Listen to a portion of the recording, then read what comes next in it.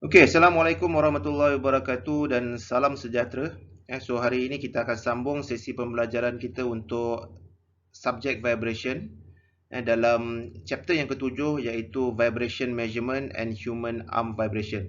Dalam topik yang ketujuh ini saya akan terangkan kepada para pelajar bagaimana para pelajar hendak mengambil pengukuran getaran secara fizikal.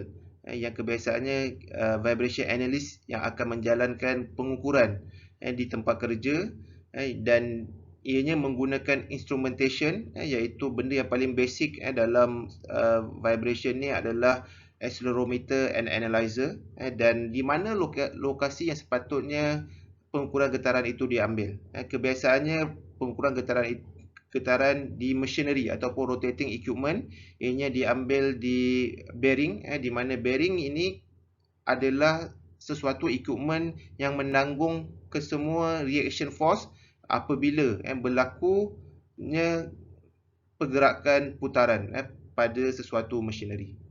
Dan seterusnya untuk subtopik yang kedua, saya akan terangkan kepada para pelajar berkaitan dengan occupational vibration. Tapi to be specific, saya akan lebih tekankan kepada human arm vibration di mana para pelajar akan dapat mengetahui kesan jika pendedahan getaran berlaku terhadap tangan manusia dan bagaimana kita sebagai seorang engineer boleh mengukur ataupun boleh menilai tahap risiko sama ada pendedahan risiko getaran itu rendah, tinggi ataupun sederhana berdasarkan kepada penilaian getaran yang saya akan tunjukkan dalam topik ini. Okey, seperti yang para pelajar sedia maklum di mana sesuatu konsep bila nak menjalankan sesuatu analisis tak kisahlah getaran ataupun kebisingan ianya perlu mengikut kepada standard operating procedure. Keyword adalah procedure. Dan seperti yang para pelajar sedia maklum, vibration adalah applied dynamics. Ianya adalah sesuatu pengukuran yang terhasil apabila sesuatu machinery itu bergerak, dynamics, dan ianya melibatkan mass and acceleration. Okey, dan apabila sesuatu getaran itu hendak diukur, ada beberapa parameter yang kita perlu tahu untuk kita menilai tahap getaran sesuatu machinery tersebut.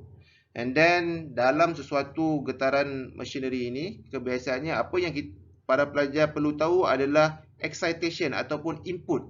Input yang kebiasaannya terhasil daripada excitation frekuensi dan seterusnya adalah response. Seperti yang dalam topik-topik yang awal ataupun chapter yang awal saya dah terangkan kepada para pelajar di mana bila ada forcing force ataupun bila ada excitation force ianya melibatkan excitation input bukan lagi free vibration dan responnya adalah bergantung sama ada tahap stiffness dan seterusnya quality or the amount of damping coefficient. And then seterusnya sesuatu getaran itu ianya dinilai daripada dua aksis yang asas iaitu aksis horizontalnya adalah time dan aksis vertikalnya adalah amplitude ataupun kebiasaannya mereka menggunakan adalah acceleration unit. Dan measuring response of automobile on the road, people walk on the flyover is the example of bagaimana kita boleh menilai sesuatu getaran sama ada di tempat kerja ataupun di tempat awam. Dan ianya mempunyai prosedur yang seperti saya sedia maklum, secara asasnya, secara generalnya akan ada 4 step. Step yang pertama adalah mathematical modeling. Apa yang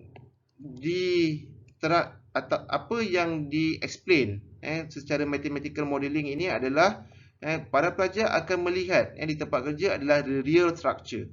For example, para pelajar akan melihat benda yang paling mudah bagi saya adalah two-story building. Yang ini adalah saya ambil building sebagai contoh dan daripada two-story building para pelajar boleh convert menjadi 2 degree of freedom system. So yang inilah dinamakan mathematical modeling. Daripada the real structure, para pelajar able to convert into the mathematical modeling.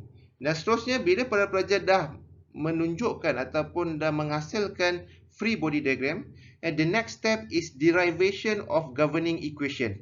Yang ini maksudnya para pelajar perlu menggunakan konsep of summation of F equals to MA untuk mencari apakah action and reaction yang berlaku pada setiap mass tersebut.